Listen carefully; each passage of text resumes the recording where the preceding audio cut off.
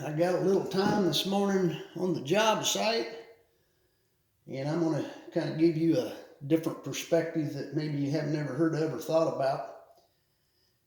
And this is on projectile points and projectile point design and their distribution. And this is just some of my ideas that I've noted. And I am going to kind of break this down in a little bit different way than what you're used to hearing it. Now, I'm from north central Missouri, and this area right in here is my stomping grounds. And in this area, we got a big mix of hills and prairies and river bottoms. A little bit of everything goes up there, so we find just about anything you can imagine. But there's a rhyme and reason to why different types of projectile points was made the way they were.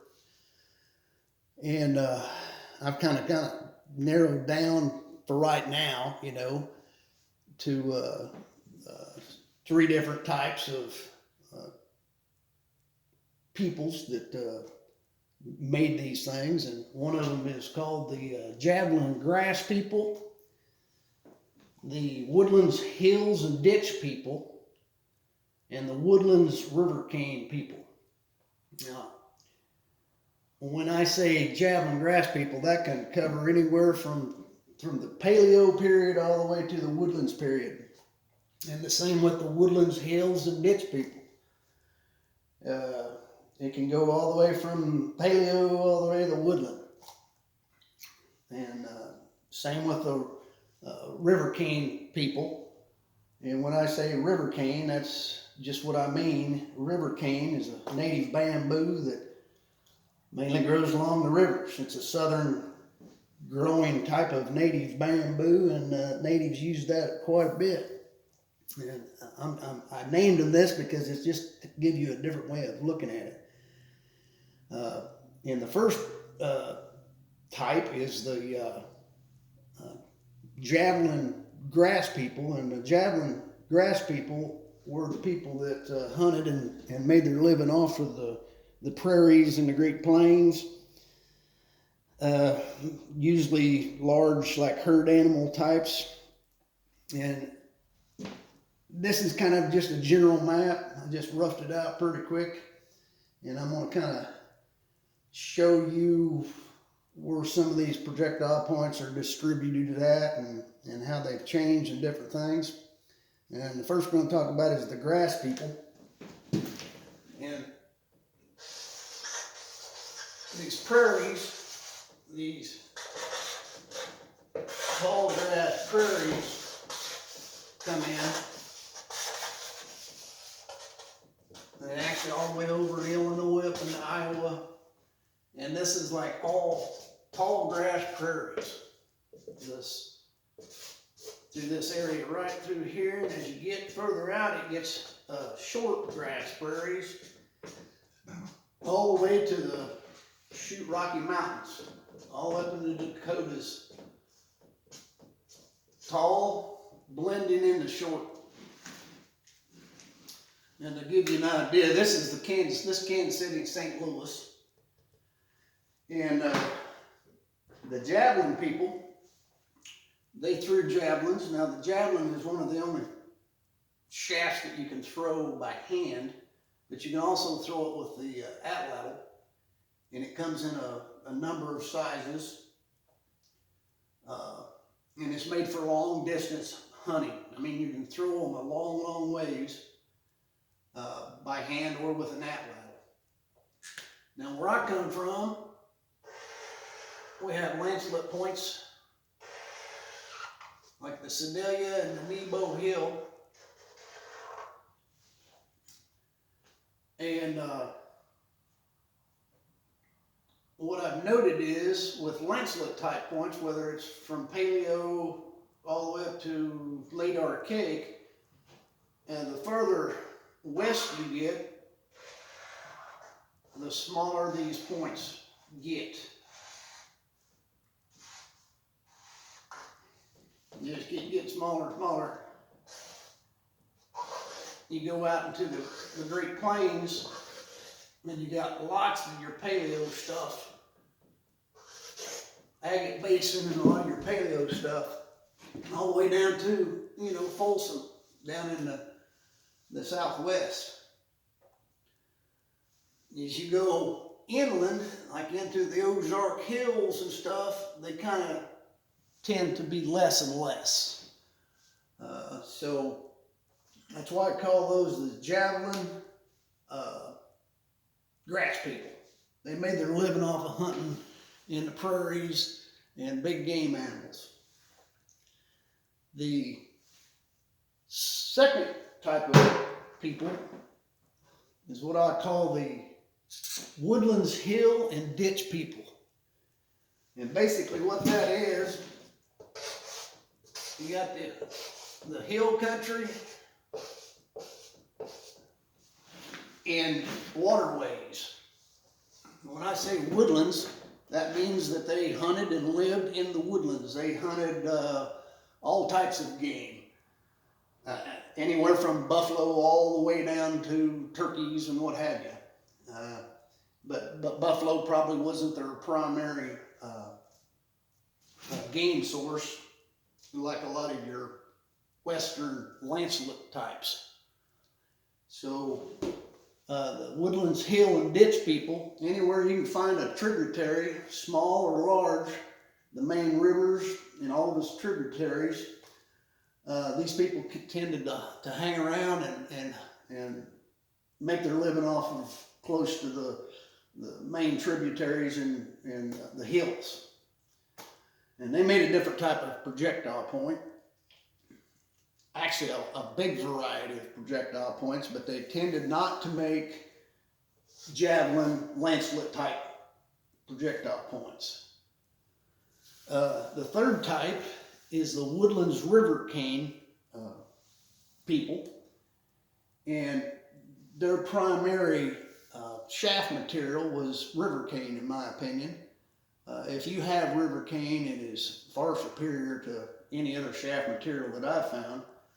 And they tend to live, just like it says, along the main river courses and its tributaries.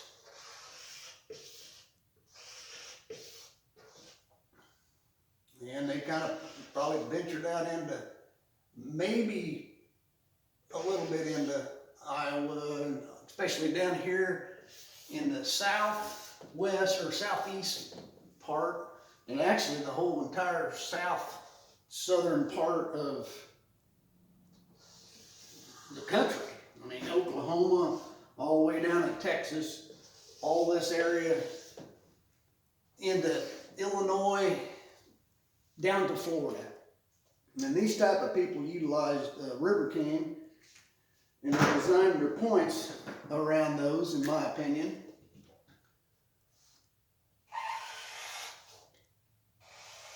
And they made these contracting stem projectile points. A lot of different variations in that.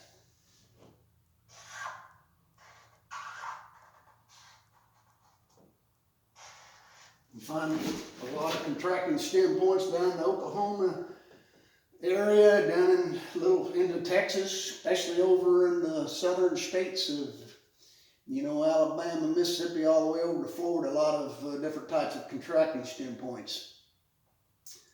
I even find them up here in North Missouri.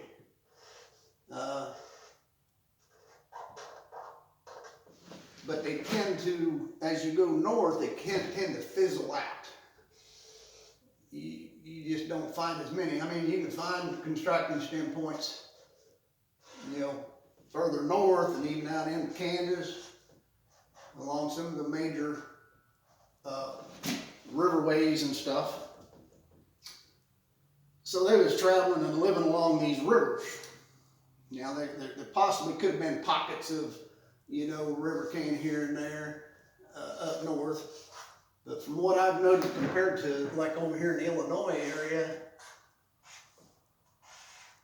is, and up through the Missouri River in that area, and you get up into here, you can find the bigger contracting stem points, but on average they tend to be smaller.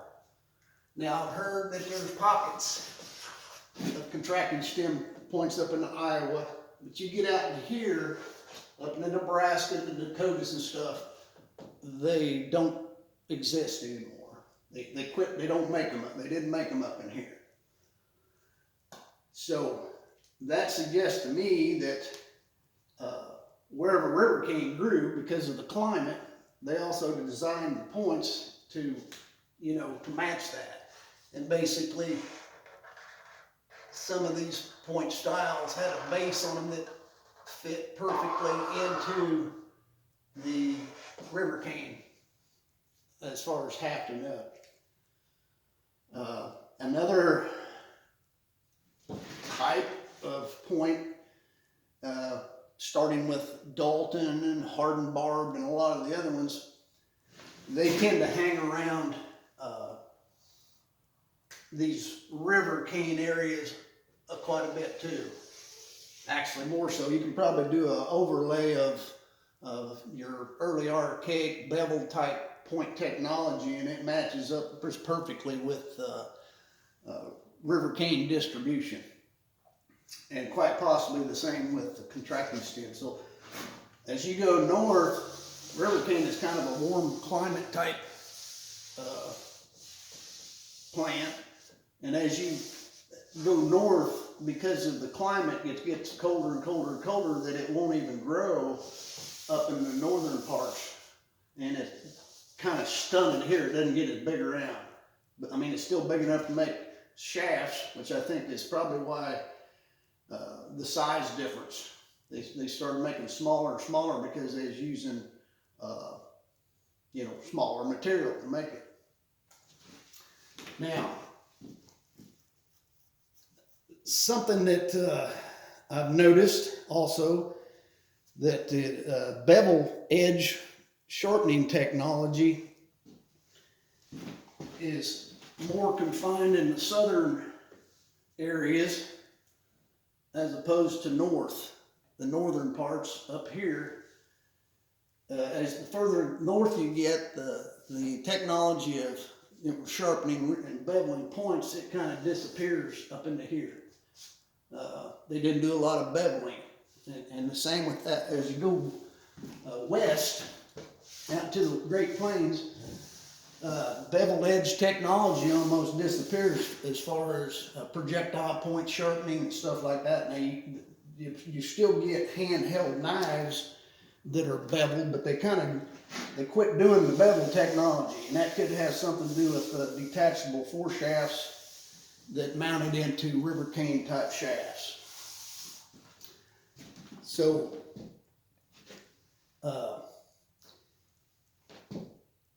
some of these point types, they evolved, and some of them possibly overnight and some of them possibly over a period of time. But from what I'm seeing is you take lancelet type technology, these Javelin lancelet points, and you move them down into, let's say, the Ozarks, where there's hill country. What you'll start getting is shorter, wider points. Now, the haft technology is a little different. On a lot of points, you can do that a lot of ways as far as the haft. You notch them, corner notch, side notch, what have you. But these points will evolve from Javelin type shafts into what I call the single tapered atlatl points. And these are basically what I'm calling the Woodlands hill and ditch people. They made a living off of living in the hills and the hollers and the rivers and the creeks. And these people out here, Agate Basin, Sedalia, Nebo Hill, all of those, they made their living off of big game. So what we got here is, if you take one of the ditch people, the hill and ditch people, and they got, let's say, a projectile looks like that, and that you move them west out into the grasslands, this type will start to get shorter and wider. Or, excuse me, they will start getting narrower and they will evolve and turn into lancelet type points over time. So you can take a wide, broad head, and as it goes, and this is for long distance bison hunting. So what you'll get in this, they'll morph from a wider, shorter broadhead into a longer or a narrower lancelet type point. And it's, like I say, vice versa. You go this way with a lancelet point, it'll turn into one form of a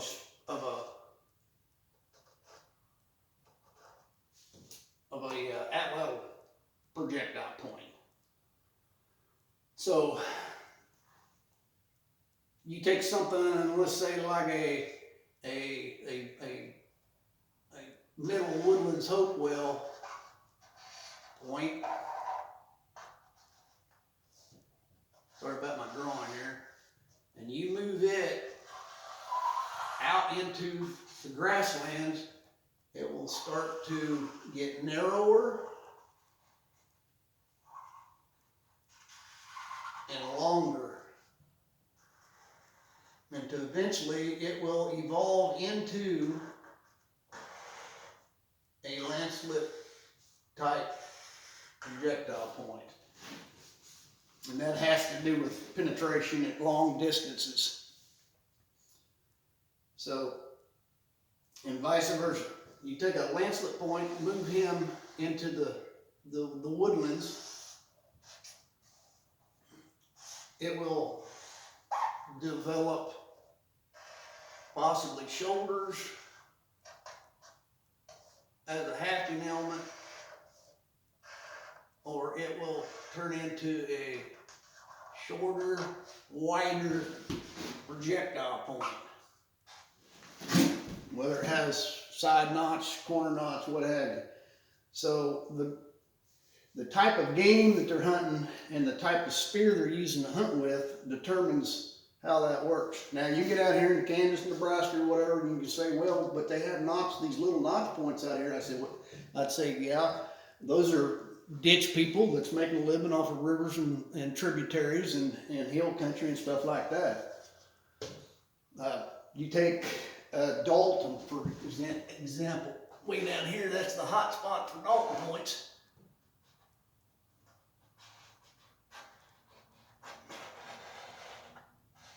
In the southeast Missouri and all throughout the southeast and all the way down southwest some. And there's a lot of different variations of Daltons that over time they started developing, even going into the side notch stuff, you know.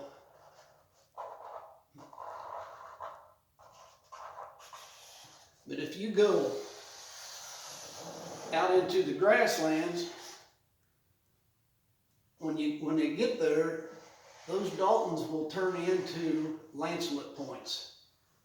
And the same goes the other way. If you take the lancelet points and move them east to the river cane, they will they'll start making smaller, wider projectile points. So they morph going two different directions. You can find Dalton points all the way up Mississippi, up the Missouri River. You get up in here into Iowa and stuff, like up north, you get out of the river cane distribution area, and these things start evolving into other forms. A hauling point is another. Find a lot of hardened points along major rivers.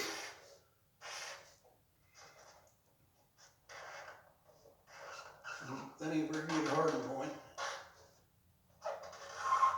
And if you move that out into the grassland, short grass, tall grass, by the time it gets there, it'll start out, it'll be a short shouldered thing that looks like a Scotch bluff.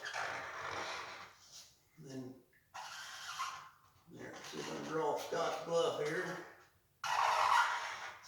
You keep going and it'll turn into an Eden way out there in the Dakotas, Wyoming, Montana, you know. It's turning into a lancelet point. It goes from a wide barbed point for close-up hunting conditions. These are river ditch people or creek hill people, and they're moving into the plains.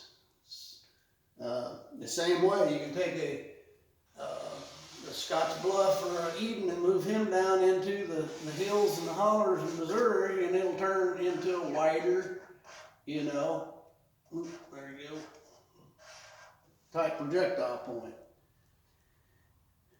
My map's starting to get kind of confusing there, but you can kind of get the drift. Let's see if I'm missing anything. Beveled edges. A lot of your archaic out in Kentucky, Tennessee, Illinois, Indiana, all the way out there, you get a lot of beveled point technology. You go north, even up into northern Missouri and in Iowa and Kansas, and you go up in the Dakotas and stuff, that beveled edge technology kind of disappears and goes away. And I think that's probably because they don't have river cane, so they have to use a different type of spear shaft material, and a good practical way to have to point the river cane is with a detachable foreshaft. Not that a detachable foreshaft is all that handy, other than you can detach it and use it for a knife. So up here in areas where they didn't have river cane, they didn't bevel their points, hardly any. They didn't bevel their points hardly any, because they was attached right straight to a spear shaft, and they didn't use them as knives. They actually used, you know, handheld knives, and they beveled those.